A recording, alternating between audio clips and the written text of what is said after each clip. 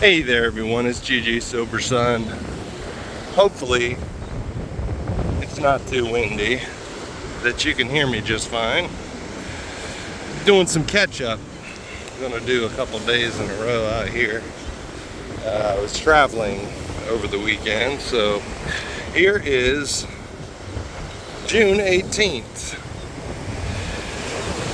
The AA way of living is not an easy one, but it's an adventure in living that is really worthwhile. And it's so much better than our old drunken way of living that there's no comparison.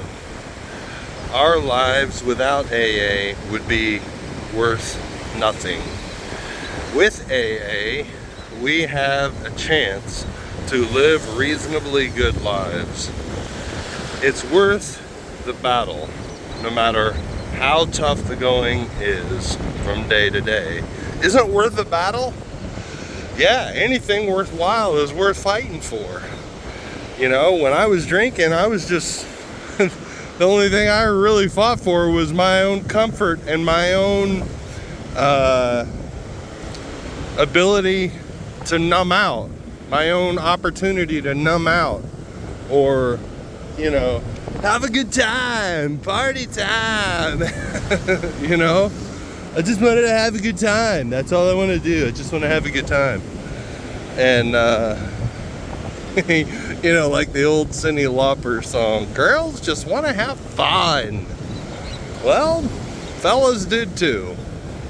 And that's, you know, to escape boredom and all that stuff, you know. Just want to have some fun. No, I wanted to blot out, you know, I wanted to forget.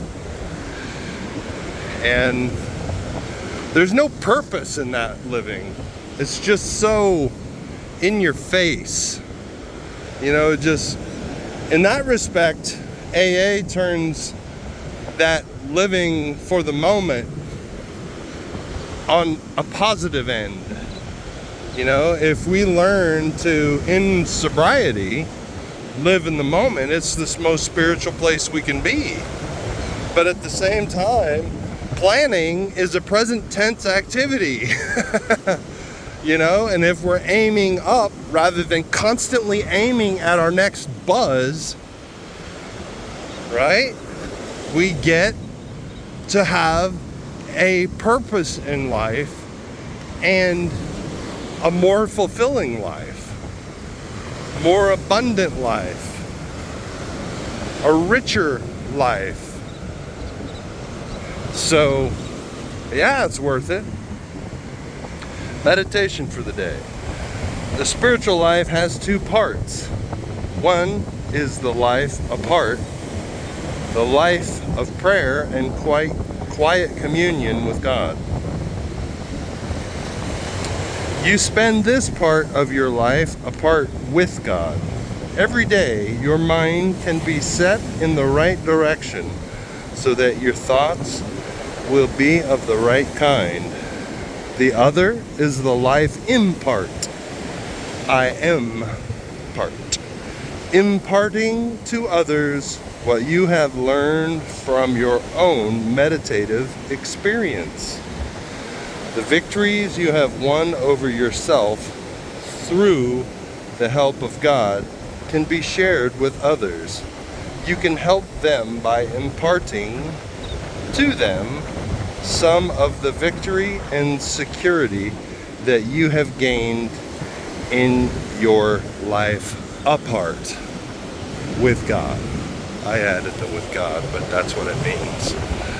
So yeah, I mean, yeah, sometimes, you know, though, people in the meetings and my buddy Ted gets so irritated sometimes when everybody is really upbeat and positive, and he's like, God, it feels like nobody's sick in there. You know what I mean? No, that we're not all just a bunch of drunks. You know what I mean? Because things do get better and people do feel better, and they talk about how much better they feel and how they're gaining victories over certain character traits and other bad habits other than just drinking and drugging, you know.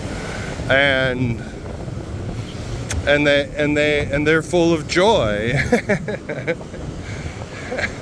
Anyway, that irritates him because, apparently he still struggles, and that's okay. That's okay, because Dr. Bob apparently still had cravings years into recovery. And so, even though Bill called him somewhat of a spiritual natural, Dr. Bob still had cravings. And I think he seemed, I'm reading, I have read a little bit of Dr. Bob, the book Dr. Bob and the Good Old Timers, and it talks a lot. It has a lot of first-person accounts of Dr. Bob and how he acted and his character and stuff like that. And he sounded like a bit of a curmudgeon, you know what I mean? He kind of a grumpy guff, If you didn't know how to take him, you might think he's just a miserable old bastard, you know what I mean?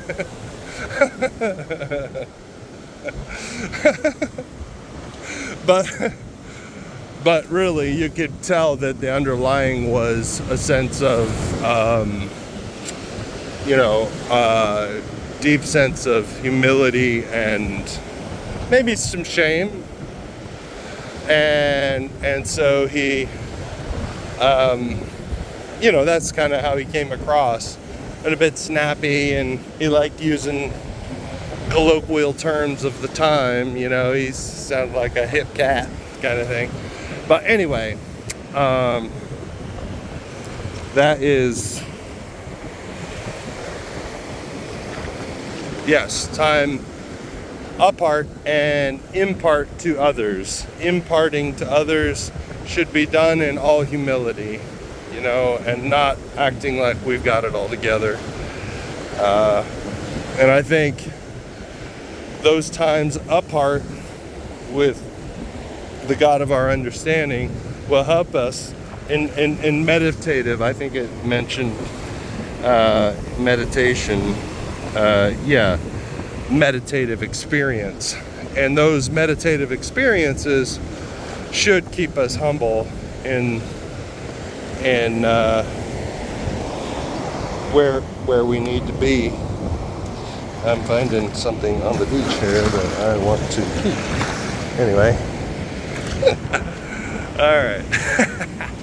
Prayer for the day.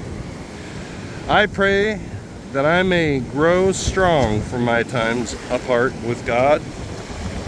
I pray that I may pass on some of this strength to others, strong and humble in our times apart with God, for sure, so that we don't come across preachy or teachy, because especially the longer I have been without a drink before I reset my time, because it's still technically been over,